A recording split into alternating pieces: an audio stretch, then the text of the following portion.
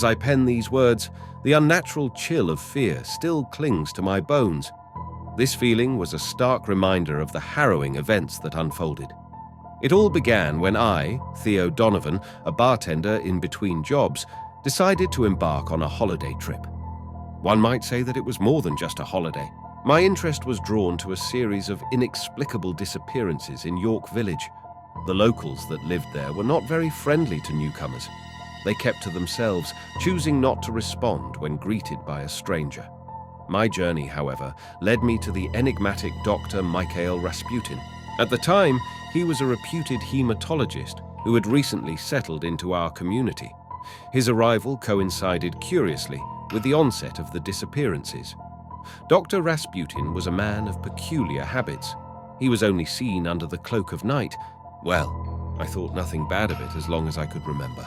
From time to time, I would buy groceries from a local supplier. The time wasn't as modern as in New York, Seattle, or any other metropolitan area in America. This was a village of some sort, a place shrouded in mystery, hidden by the fog that never seemed to end. Even during the day, it was hard to see anything far ahead. As I delved deeper, the mystery intensified.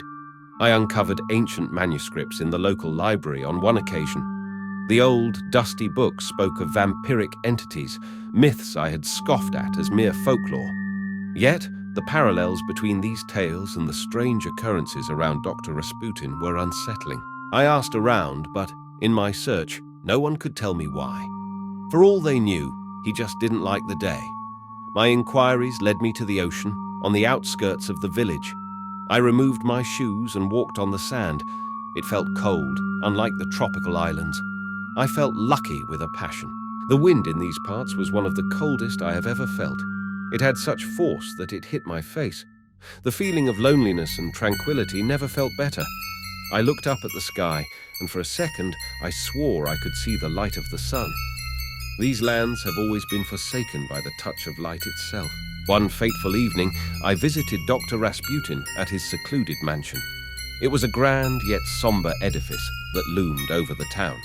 A Victorian house surrounded by bad weather and thunder, unlike anything I have ever seen. Our meeting was nothing short of chilling. I realized the doctor had the most piercing gaze and a very enigmatic smile. He offered me a drink, which I didn't care for at the time. He led the way to a private room, walking with such arrogance. It was hard to tell if he had a stick up his arse, judging by his demeanor. Nothing escaped Dr. Rasputin's gaze, not even the noise of the thunder outside. To my surprise, the Victorian house had everything you would expect from a haunted house. There were ancient paintings of a bygone era. I realized I had never seen any of them. Dr. Rasputin showed me a diary from his collection. He called it the Crimson Diary. Its pages chronicled centuries of his family's existence. In a bizarre twist of events, I saw someone who looked just like him. I looked up at the good old doctor, and he smiled at me. As I looked down, I felt a soft wind blow through the back of my neck. The realization struck me with paralyzing horror. Dr. Rasputin was no mere man. The timestamp on the picture stated, "Died in 1405. But the man I saw before me lived until the 20th century. He's lived through decades, even centuries. What possible explanation could there be for it? A man, the son of Adam and Eve, who outlived death. Dear God, that's a marvel the likes of which the world needs to hear about." While I was excited at the discovery, I was still unaware of the impending danger that awaited me. You see, Dr. Rasputin was a vampire, a creature of the night. Suddenly, it all adds up.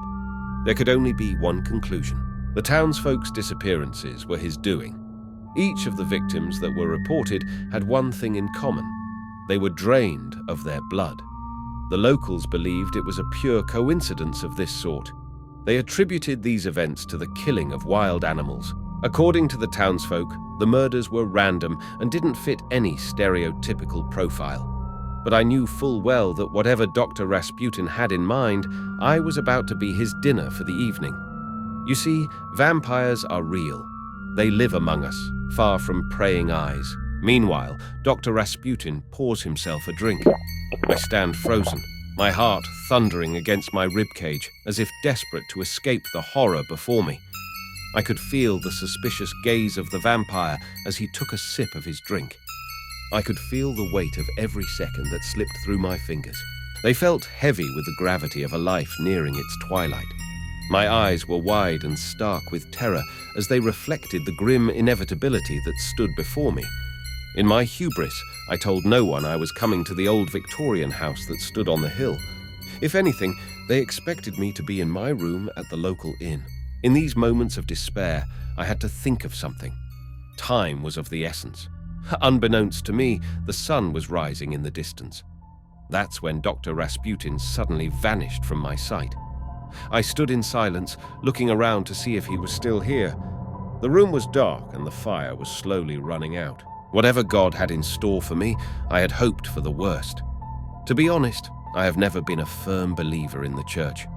In my younger days, I followed my nanny. She was a Roman Catholic who attended St. Baptist Church. Never miss a Sunday service, whether it was a rainy day or not. You probably know the sort of woman she is. There is one in every family. I called out to the good old doctor. I heard nothing in return. I tried again, but I was met with silence. My feet had a life of their own. They led me to the corridor, and slowly but surely I wandered off into an abandoned room. Meanwhile, Dr. Rasputin was on the ceiling, right above my head. But I knew nothing about this. I called out to him once more and heard only the thunder in the distance. It was accompanied by a blinding light that revealed rashes on the ceiling. But I saw nothing. As the thunder stroked once more, it casted a pale light throughout the room. Then, I was gone. In the distance, you could only hear the sinister laugh from the old Victorian house by the hills.